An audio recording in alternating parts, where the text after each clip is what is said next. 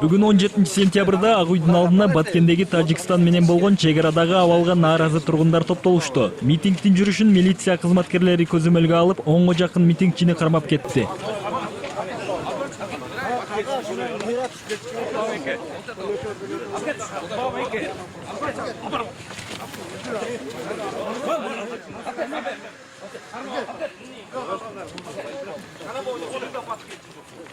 Биздин максатыбыз тынчтык митинг. Чогулуп ушул жерде бар можойдо жүргөндөрдүн баары көчө бир туугандары ыйлап, звонок этип, баары катышып, бөлөк айылдарга барып түнөдү да. Мына эми бүгүн азыр келип, жыйылышып, Ак Үйгө кайрылабыз дедик. Биз эч кандай талап коюп жомунда. Эми чек араны чечиш керек главное. Бир эмес канча жолу барды. Чечилбей атат.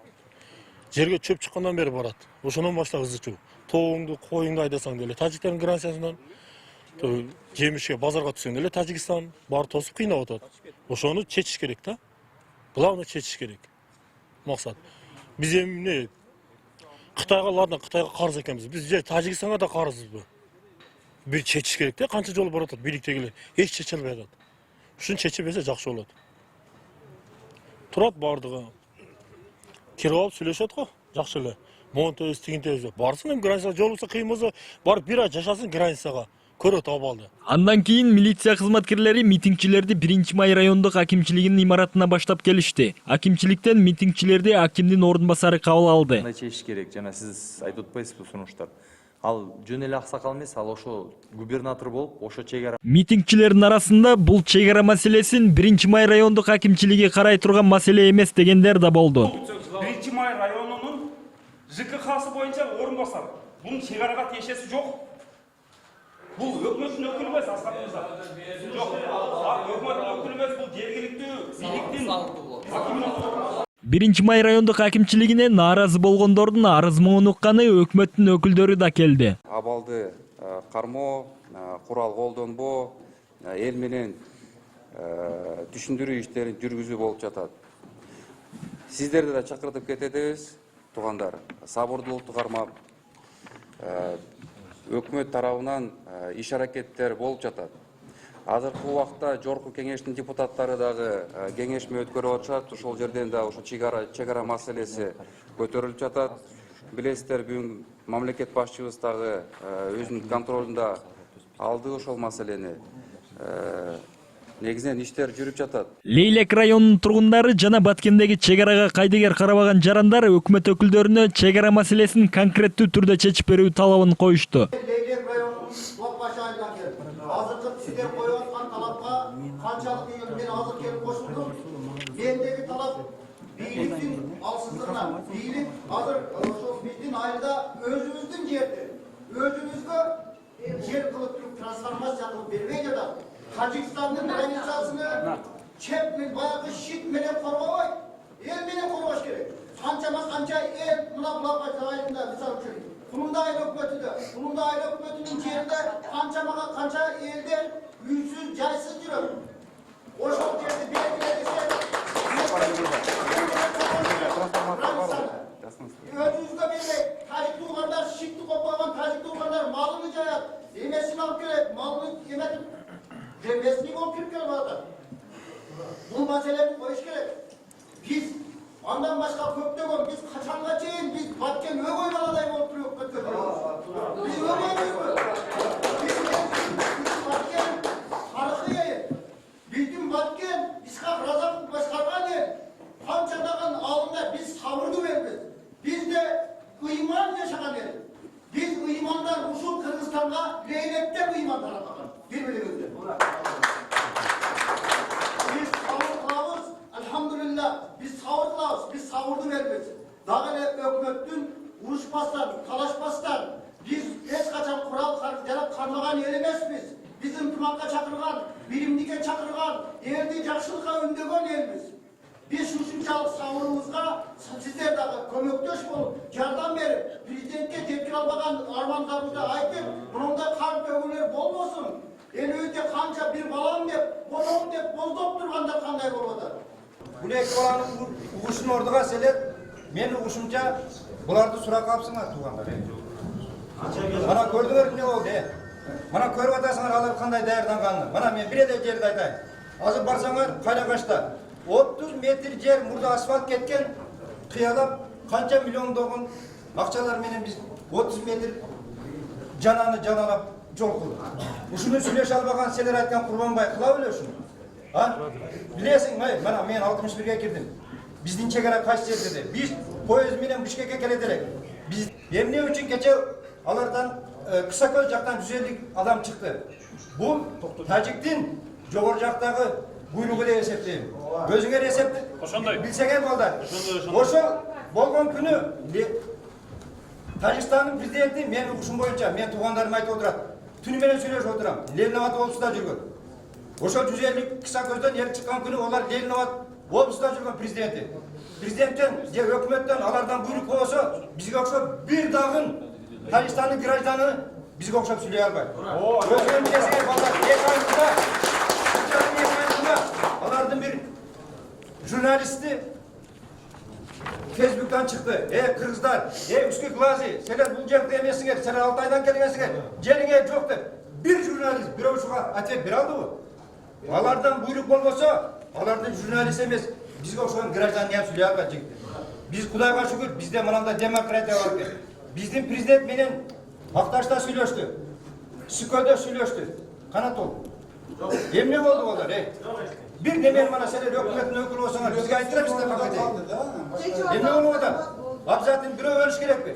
Bana biz, eğer de çekiranı Kırgızstan memleketi korgay almasa, bizden çekirada yaşayan elge deputatlar buyurup zakon çıkarıp, zakonu жазып, elge saldat olup kelgen baldarga arızayan tarqattılar. О, енді тұра. Өзін өзі korgosun. Салықтан бошо. Korgosun balдар, mana. Баткен облыстыға министр абонunu bu жерде не болды? Біздің ар жағымызda, өзіңер білесіңер, 20-та сақалжақ келгенде не болғанбыз? Генералымызға деген алар тұтқын қалған. Баткен облысыға апарғыла. Баткен облысыға апарғыла. Баткен облысыға апара албасаңар, Россиядан сөз болған, екінші база құрылады деп. Апарғыла Баткен облысыға. Леник апарғанса Баткен облысында ошол жерде военный база бар өзүнчө. Бужумда турат. Мына эки депутат селеп айтылбаган сыр бар деп. Буларды эмнеге таскат этесиңер? Мен 2 күнөн бери ушул эки баланы Бұл артықла бұл депутаттардан. Депутаттар мына мисалы шулар келип Facebook'a çıktı hadi. Барып тұрады премьер-министр ошол жерде барып сүйлөдү. Абзатын бирөө уруш керек. Вышка менен гранат менен атып атат. Бул эмне деген сөз? Силер көрсөңөр, мына арка деген мына асфальт, асфальттын биягы кыргыздар, биягы тажиктер. Биз ынтымакта эле жашап келгенбиз.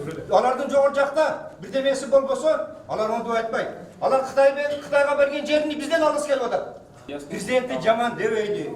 120 депутаты жаман дебейли. Биздин көбөйт ким чечет? Ошол ушул чечпесеңер, давай. Бизге бергиле аржуя менен эл. Ошо чекарада турган элге солдат болуп келген балдарга тизме менен ден соолугун карап, ошолорду чөккө алып, бергиле коргосун. Бул эмне деген сундук, Ошо каналда, биздин каналдын боюнда турган чекара азыр биз Кайракачка чыгып келди.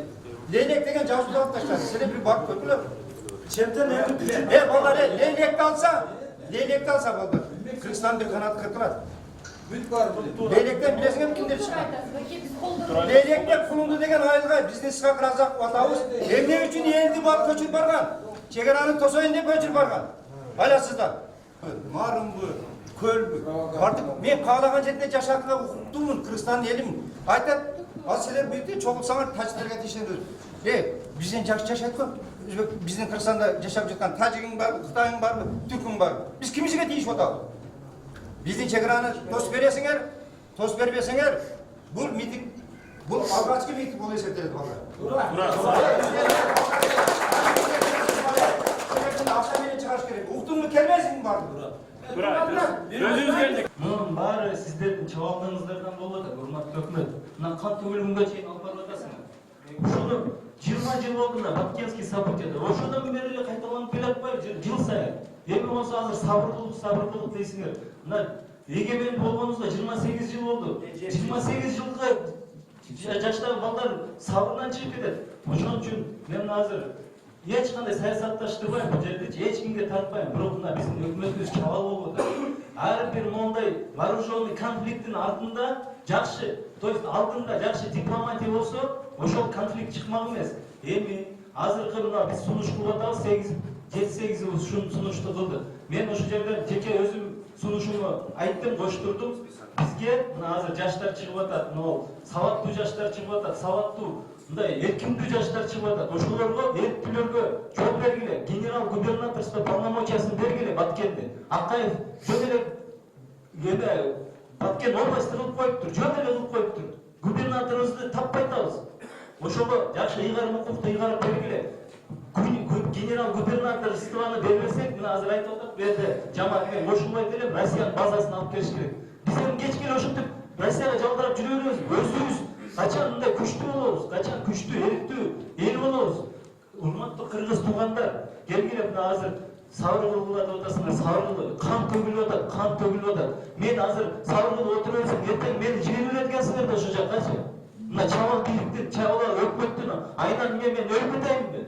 Мен мына запаста турам, воен учетто. Ошон үчүн келгиле достор, эме туугандар, мына жерде чечкиндүү кадамдарды кылалы, чечкиндүү мындай сабыр кылалы, 28 жылдан бери сабыр кылып. Тынчтык митингинин катышуучуларынын сөзүн уккан соң, жетекчилерибизге элдин кайрылуусун айта барабыз деп өкмөттөн келген өкүлдөр жөнөп кетишти. Ошондой эле алар 2 сааттан кийин элдин талабы боюнча бир жоопту айтаарын кошумчалашты. Ушуга чейин чечилбеген маселени 2 саатта чечерине ишенбесе да, топтолгондор алардын жообун күтмөй болушту. Азыркы жолугушууда көйгөйлүү талаптар, маселелер коюлду. Ошонун баарын албетте азыр жетекчилик барып жеткирип айтабыз ушунун баарын.